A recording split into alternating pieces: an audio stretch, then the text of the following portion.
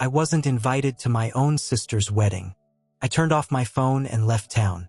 By the time I turned it back on, everyone blamed me. If I had answered my phone that weekend, my sister would probably be married right now, and my whole family wouldn't be blaming me for how everything fell apart. I remember the exact moment this all really started. It wasn't some huge fight or screaming match. It was my mom, sitting at the kitchen table with a stack of cream-colored envelopes, smoothing one with her thumb like it was made of glass. "These are Emily's invitations," she said. "Isn't the design pretty?" I had gone over there after work for leftover meatloaf and the kind of small talk you fall back on when everyone's trying to pretend things are normal. My sister Emily was marrying Brett, the guy my parents adored and I tolerated. He was one of those smiling, polished guys who always called my mom ma'am and my dad sir, but treated me like the slightly embarrassing older brother who never got his life together. I reached for the stack of invitations, flipping them around, looking for mine without really thinking about it. Maybe I was expecting something different, some note scribbled on the back just for me. Instead, I saw names I recognized, cousins, family friends, people I barely remembered from church. But not mine. First, I thought I was just missing it. I thumbed through the envelopes again, a little faster this time. My mom's eyes followed my hands, and that told me everything before she even opened her mouth. "Your name isn't in there," she said quietly. I laughed because that's what you do when your brain can't process something. What, did I get the special hand-delivered version or something? She didn't laugh. She just looked at the table and thought it might be simpler this way. Simpler. That word hit me harder than if she'd just said, "You're not invited." At least that would have been straightforward. But simpler meant I was a problem. It meant somewhere along the line, my own sister had decided that the easiest way to have her perfect day was to cut me out of the picture entirely. I found out later it was because of a stupid fight at Thanksgiving. Brett had made some comment about my job, how I was still figuring things out at 32, and ID snapped back about trust funds and silver spoons. It got tense, people changed the subject, and I thought it blew over. Apparently, it didn't. I drove home that night with my jaw clenched so tight it hurt. The radio was on, but I couldn't tell you a single song that played. All I kept seeing in my head was that stack of invitations and my mom's eyes when she realized I had noticed. By the time I pulled into my apartment lot, I had already made up my mind. If my sister didn't want me at her wedding, fine. I wouldn't be anywhere near it. I opened my laptop, searched for flights, and booked a week-long vacation over her wedding date to a beach town ID never even heard of before that moment. No +1. No family. Just me, a cheap hotel, and the promise that for 7 days, I wouldn't have to watch my sister marry a guy who clearly didn't want her brother around. When I clicked confirm, my phone buzzed on the table, Mom, then Dad, then Emily. I let it ring out every time. I had no idea that a few weeks later, during that same ignored buzzing, everything at that perfect wedding would be burning down without me. I didn't sleep much that night after I booked the trip. I just lay there staring at the ceiling, my bedroom lit up every few seconds by my phone screen as more texts came in. "Mom. Honey, call me. Please. Dad. Son, we should talk about this. Emily. Can you pick up? This is getting blown out of proportion." Blown out of proportion. That one stung. I hadn't even said anything yet. Around midnight, I finally called my mom back. She answered on the first ring like she'd been sitting there staring at the phone. Why would she do that? I asked. No hello, no small talk. Just straight to it. Mom sighed. I could hear the television murmuring in the background, Dad's heavy footsteps crossing the living room. "She thought you'd be uncomfortable," Mom said. "You and Brett don't exactly get along, and she didn't want any tension at the wedding. It's her day, you know?" There was that phrase again, her day. People say it like a magic spell that makes everything else disappear. Your feelings, your history, your relationship. All of it is supposed to step aside for centerpieces and cake flavors. So the solution, I said slowly, was to pretend I don't exist? "Nobody is pretending you don't exist," Mom said. But there was this wobble in her voice. "She loves you. She just doesn't want drama." I thought about Thanksgiving. I thought about Brett's little smirk when he mentioned my job, the way he tilted his head like he was being kind while twisting the knife. I thought about how everyone changed the subject instead of telling him to knock it off. Did she ask you to tell me? I asked. Silence. Then, very quietly, she said she'd handle it. I thought she talked to you already. That was almost worse, that they knew and just assumed someone else would deal with it. Like the whole thing was an awkward email nobody wanted to send. Dad got on the phone next. His approach was more practical. Look, it's done, he said. She made a decision. She's nervous enough as it is. Why don't you just come up for the rehearsal dinner? Or maybe the day after the wedding. We'll all spend time together then. Dad, I'm not gonna hang around the same town like a backup guest, I said. I already booked a trip. You what? A vacation. Same weekend. It'll be out of state. He exhaled sharply, like I had just thrown gasoline on a campfire. That's childish, son. Childish is pretending your brother is some problem to avoid. I shot back. We went around in circles for a while. Dad getting quieter the angrier he got. Mom jumping in with let's not say anything we regret. When we finally hung up, I felt wrung out and no less furious. Emily texted the next morning. Emily, can we talk? Me? About what? Emily, you know about what? I stared at the screen for a long time and then hit call. She picked up on the second ring. Hey, she said, like we were just catching up. So I heard you're upset. Yeah, that's one word for it. She launched into the speech about how weddings are complicated, how seating charts are a nightmare, how she didn't want that Thanksgiving energy near her big day. She said she knew I didn't like Brett, and she didn't want to be stuck in the middle. I'm not asking you to like him, she said. I'm asking you not to ruin my wedding. So your solution was to ban me from it? I didn't ban you, she said quickly. I just didn't formally invite you. If you want to come to the ceremony, you can stand in the back. I just didn't want you at the reception where things can get, emotional. Stand in the back. Like some stranger who wandered in off the street. Something inside me just shut off right then. I felt this strange calm wash over me. You know what? Don't worry about it, I said. You won't have to think about me at all that weekend. Good, she said, then rushed to add, not good, but you know what I mean. I do, I said, and I hung up before my voice could crack. 2 weeks later, I was buckling my seatbelt on a plane headed south. My phone already switched to airplane mode. I watched the city fall away beneath the clouds, and for the first time in months, I felt free. No family expectations, no forced smiles over dinner with Brett, no pretending everything was fine. I had no idea that while I was floating over the clouds, Emily's perfect day was already starting to come apart at the seams, and that my phone, once I turned it back on, would look like an emergency alert system had gone off just for me. By the time the plane landed, I had convinced myself I was done thinking about my family for at least a week. That was the deal I made with myself.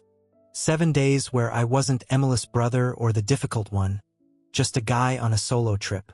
The airport was small, the kind where the baggage claim is basically a metal oval in the middle of the room and everybody looks a little lost. I grabbed my duffel, caught a shuttle to the hotel, and checked in with the kind of dazed exhaustion you only get from emotional hangovers and recycled airplane air. My room wasn't anything special. Small bed, humming AC unit, a balcony that looked out over a pool and, beyond that, a slice of ocean that flashed silver in the late afternoon sun. It smelled like sunscreen and salt and something fried drifting up from the bar downstairs. I dumped my bag on the chair, took out my phone to plug it in, then hesitated. The lock screen was still a wall of unread texts from Mom and Dad and Emily from the last couple of days, plus a couple from unknown numbers I assumed were extended family. My thumb hovered over the screen. One tap and I would be right back in it, back in explanations and arguments and try to see it from her side. Instead, I held the power button until the screen went black. I tossed the phone into the drawer of the nightstand like it was something I needed to hide from myself, then grabbed my swim trunks. Down at the pool bar, the bartender asked if I was there for a wedding. I almost laughed. No, I said. Pretty much the opposite, actually. He gave me a beer, and I found a chair facing the water. The sky was turning the kind of pink you only ever see on postcards. Couples walked by hand in hand. Kids cannonballed into the deep end. Somewhere behind me, A Bluetooth speaker was playing old country songs mixed with beach pop. For the first time in a long time, nobody knew me. Nobody expected anything from me. I was just some guy, alone with a cold drink and a whole evening to kill. The next couple of days fell into a rhythm. Wake up late, grab pancakes downstairs, walk along the beach until the sun got too hot, then retreat to the shade with a book I barely read. I swam. I napped. I watched families wrangle kids and couples set up tripods for sunset photos and groups of friends take turns splashing each other. Every night, I would open the drawer, see the dark screen of my phone, and feel that itch to turn it on. And every night, I would tell myself the same thing. They made it clear they don't need you there. Let them have their perfect weekend. By the morning of the wedding Saturday, I woke up with this strange heaviness in my chest. I couldn't stop picturing it. Emily in her dress, Dad straightening his tie, Mom crying happy tears in the front row, Brett at the end of the aisle wearing that practiced smile of his. I sat on the edge of the bed for a long time, staring at the nightstand drawer like it might start talking. Finally, I shook it off, grabbed my towel, and headed for the beach.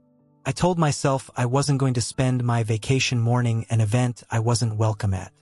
That afternoon, the wind picked up. Big gray clouds muscled their way across the sky, and the hotel staff started hauling in umbrellas before they blew away. I headed back to my room, sand still stuck to my ankles, and flopped down on the bed, listening to the rain hammer the balcony. I opened the drawer. The phone felt heavier than it had any right to. I held down the power button. The logo popped up, and then the lock screen.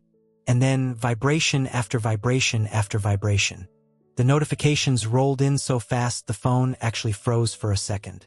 Missed calls, voicemails, texts, group chats, even a couple of messages from numbers I didn't have saved. It looked like my phone had been caught in a storm of its own. The first text that loaded, from Mom, made my stomach drop. Mom, please pick up. Something awful happened at the wedding. Another from my cousin. Dude, where are you? This is insane. Dad had called 9 times. 9. But it was the last text, time-stamped just an hour earlier, that really made my hands start to shake. Dad, we need to talk. Your sister is saying this is all because of you. I just stared at that last text from my dad, reading it over and over until the words stopped making sense. Your sister is saying this is all because of you. For a second, my brain went to some wild place, like maybe the hotel had double-booked her venue, or my flight had somehow delayed the florist, something ridiculous like that. Anything would have made more sense than me ruining a wedding I wasn't even invited to. I hit Dad's number first. He picked up before the first ring even finished. Where have you been? He snapped. His voice sounded rough, tired in a way I'd never heard before. On vacation, I said slowly. Like I told you. What happened? He let out this bitter little laugh. What didn't happen? I walked out onto the balcony. Rain misting in through the open door. The ocean just a gray blur in the distance. Dad, start at the beginning. He took a breath. They got through the photos. Through the walk down the aisle. Emily looked beautiful. Your mother cried the whole time. I was just starting to feel like maybe this would all be okay. I could almost see it in my head, like I had been watching from far away. And then, he continued, right before the vows someone walked in. A woman. She said she needed to talk to Emily. Said it couldn't wait. My stomach sank. I already knew where this was going. I had seen that woman once before, outside a bar months ago. Standing too close to Brett, laughing at something he said, his hand resting a little too easily on her shoulder. Your sister, Dad said, didn't want to stop the ceremony. But the woman was insistent.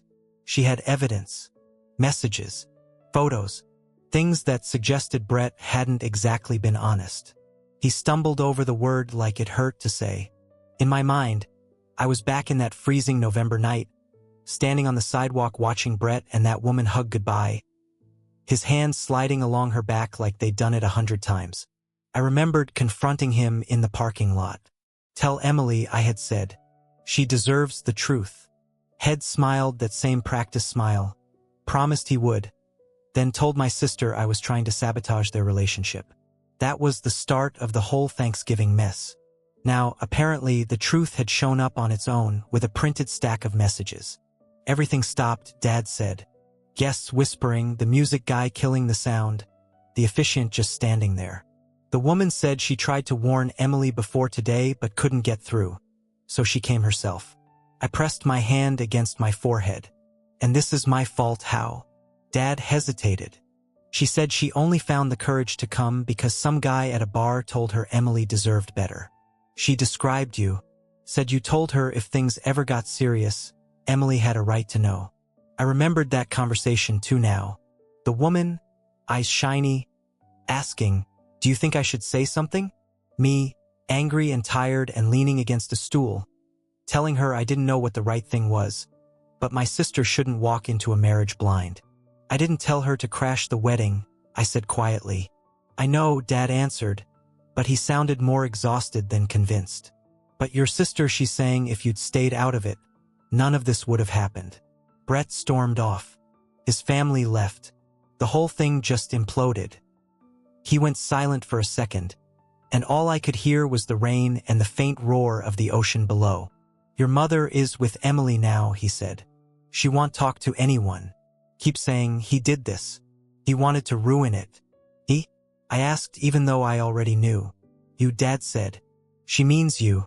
I leaned my elbows on the balcony railing and watched the rain streak down in crooked lines. Phone pressed to my ear, Dad's breathing crackling on the other end. So let me get this straight, I said quietly. Brett lies to her for who knows how long, cheats on her, gaslights both of us. And I'm the one who ruined the wedding because I told the truth once in a bar? I'm not saying it makes sense, Dad answered. I'm just telling you where her head is right now. She's hurting. She needs someone to blame. Yeah, I said. And I was already halfway out the door, so I'm convenient. He didn't argue. Do you want to talk to her? He asked after a moment. I can hand the phone to your mother, see if no, I said, maybe a little too fast. The thought of my sister's voice, raw and angry, lashing out while I was 3 states away in a hotel room, made my chest tighten. Not like this. Not when she's bleeding. Dad sighed. I don't know how we come back from this. None of this would have happened if they'd believed me in the first place, I said.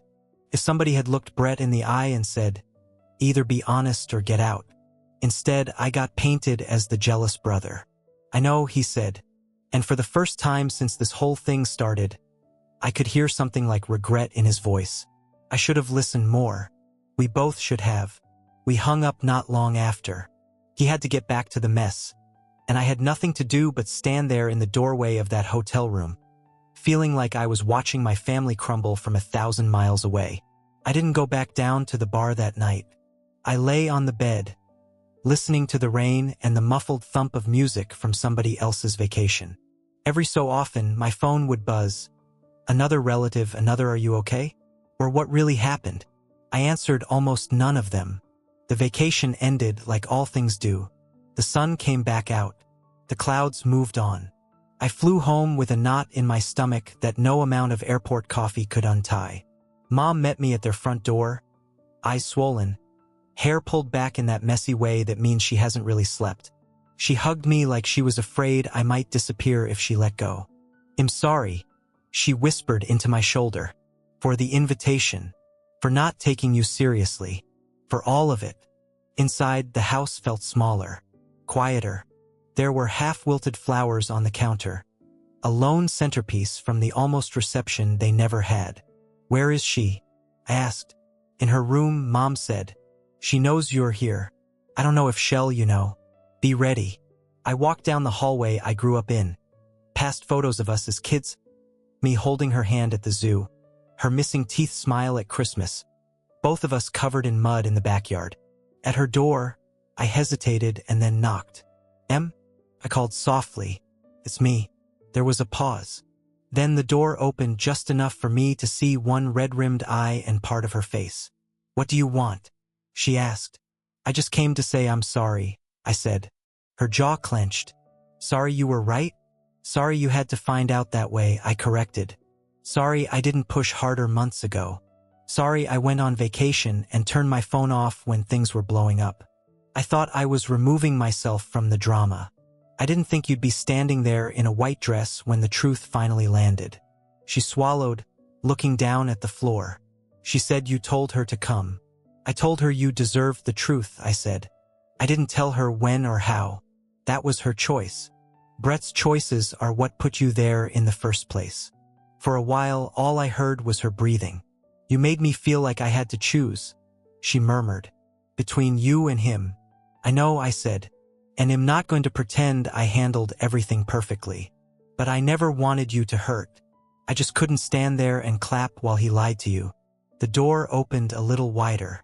I could see the crumpled dress hanging on her closet door behind her. Veil puddled on the floor like a ghost that hadn't figured out it was dead yet. If I let you in, she asked, voice barely above a whisper, are you going to say I told you so? I shook my head. No, I'm going to sit on the floor with you and listen. That's it. She studied my face for a long time, searching for something. Then she stepped back. We sat there for hours, backs against opposite walls, words coming out in fits and starts. She cried. I cried. We circled the same questions over and over. How long? Why? What now? None of them with satisfying answers. At one point, she looked up at me with this shattered sort of smile. You know what the worst part is? She said. They all clapped when I walked down that aisle. Everyone. Like we were all in on the same beautiful lie. Not everyone, I said quietly. She nodded, eyes filling again. Yeah. Not you. We didn't magically fix everything that day. That's not how real life works. There were still family members who thought I should have kept my mouth shut. Still nights when Emily texted me something angry and then apologized an hour later. Brett tried to call once. I blocked his number without a second thought. But the dust slowly settled. The flowers died. The dress went into a garment bag. Lawyers got involved. Therapy appointments were made. Life, stubborn and ordinary, kept moving forward. Sometimes, I still think about that week. The empty space where I should have been at the wedding. The beach I walked while my family scrambled to find me. The woman who finally couldn't carry the secret anymore. I think about that bar months before, about the moment I decided I couldn't be quiet, even if nobody believed me. Did I ruin my sister's wedding? Maybe. From her angle, for a while, that's exactly how it felt. From mine, I just refused to help build a life on quicksand. Erase what I've landed on, sitting with all of it. Sometimes doing the right thing doesn't look heroic. It looks messy and lonely. It means people point at you when everything collapses and say, this is your fault, because it's easier than admitting the truth rotted the foundation long before you touched it. But when I look my sister in the eye now, months later, and she says, thank you for not letting me marry him, in that quiet, tired voice, I can live with being the villain in the story for a while. I would rather be the brother she's angry at for telling the truth than the one she can't trust at all.